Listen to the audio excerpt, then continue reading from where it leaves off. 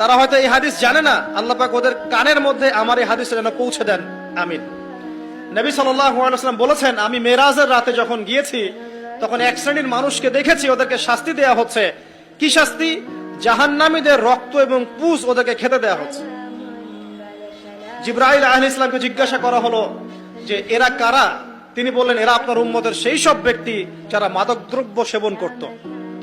আল্লাহ রাব্বুল আলামিন তার হাবিবের মাধ্যমে জানিয়েছেন, যখন কোন মুসলিম মাদক সেবন করে বা কোনো ব্যক্তি মাদক সেবন করে তখন 40 দিন তার নামাজ কবুল হয় না। এরপর যদি সে তওবা করে তাহলে আল্লাহ পাক তার তওবা কবুল করবেন ইনশাআল্লাহ। যদি সে আবারও মাদক খায় তওবা করার পর, আবার 40 দিন তার নামাজ কবুল হবে না। যদি সে আবার তওবা করে আল্লাহ পাক আবার তাকে মাফ করে দিবেন। যদি সে আবারও মাদক খায় আবার 40 দিন তার নামাজ কবুল হবে না। তারপর যদি আবার তওবা করে আবার আল্লাহ তাকে মাফ করে দিবেন।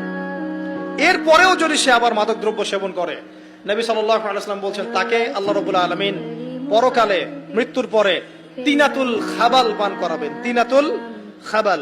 জিজ্ঞাসা করা হলো, ইয়া রাসূলুল্লাহ, তিনাতুল খাবাল কি জিনিস? নবী সাল্লাল্লাহু আলাইহি ওয়াসাল্লাম উত্তর দিচ্ছেন, এটা হচ্ছে জাহান্নামীদের রক্ত, মাংস, এগুলো পুড়ে পচে যে রসটা বের হবে, এটা হচ্ছে তিনাতুল খাবাল।